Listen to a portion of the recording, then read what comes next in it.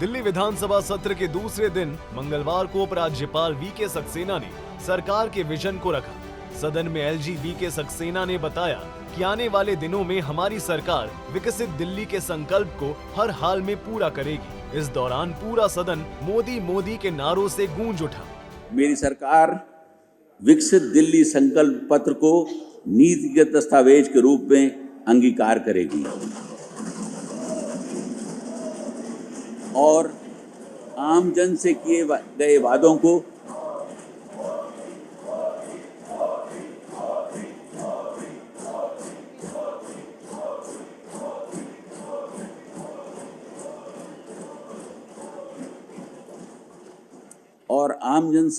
वादों को पूरा करने के साथ ही उनकी उम्मीदों पर खरा उतरने की दिशा में आगे बढ़ेगी। यह नीति की दस्तावेज वर्तमान सरकार की सर्वोच्च प्राथमिकता होगी। इस संबंध में सभी विभागाध्यक्षों को 100 दिवसीय कार्य योजना बनाकर विकास की रूपरेखा बनाने के निर्देश दिए गए हैं। मेरी सरकार ने मंत्रिमंडल की पहली बैठक में ही भारत के नियंत्रक एवं महालेखाक परीक्षक की रिपोर्टों को संविधान के पटल पर रखे जाने का निर्णय लिया है, जिससे पिछली सरकार की प्रशासनिक कमियों को जानने और उन्हें दूर करने का मार्ग प्रशस्त होगा। आने वाले कुछ महीनों में मेरी सरकार की पहली प्राथमिकता सड़कों, नालियों, सीवर लाइनों, स्वास्थ्य सुविधाओं तथा पीने के पानी की समस्याओं को दूर करने की होगी।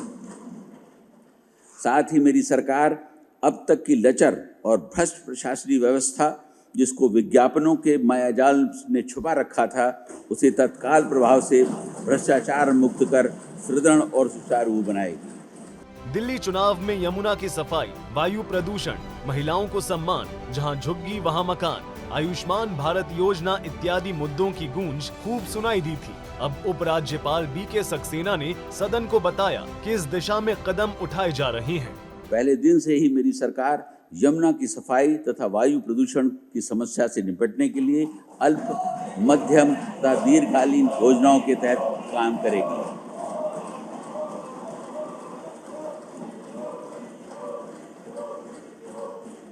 मेरी सरकार का उद्देश्य दिल्ली को देश का सबसे स्वच्छ मेट्रो शहर बनाना है।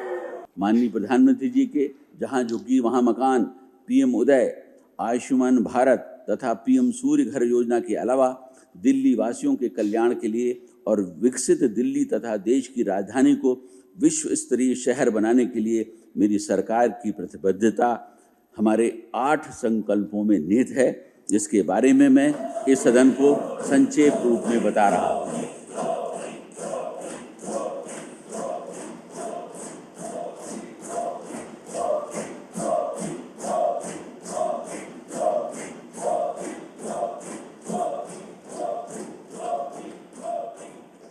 मेरी सरकार ने कैबिनेट की पहली बैठक में ही दिल्ली में आयुष्मान भारत योजना को लागू करने का फैसला ले लिया है। इसके तहत 5 लाख तक का मुफ्त इलाज केंद्र सरकार द्वारा तथा 5 लाख तक का अतिरिक्त मुफ्त इलाज मेरी सरकार द्वारा कराया जाएगा। इस प्रकार यह सुनिश्चित होगा कि प्रत्येक लाभार्थी को 10 लाख रुपए तक का मुफ्त इलाज प्राप्त हो सके। हर गरीब महिला को प्रतिमाह 2,500 रुपए दिए जाएंगे। हर गर्भवती महिला को 21,000 रुपए की आर्थिक मदद और 6 पोषण किट दिए जाएंगे।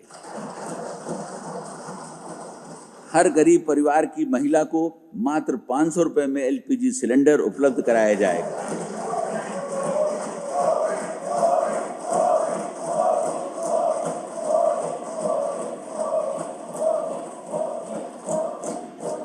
तथा होली एवं दिवाली के अवसर पर एक एलपीजी सिलेंडर मुफ्त दिया जाएगा।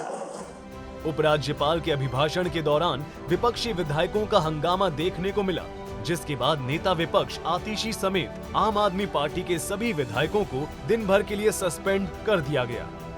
ब्यूरो रिपोर्ट, सूर्या समाचार।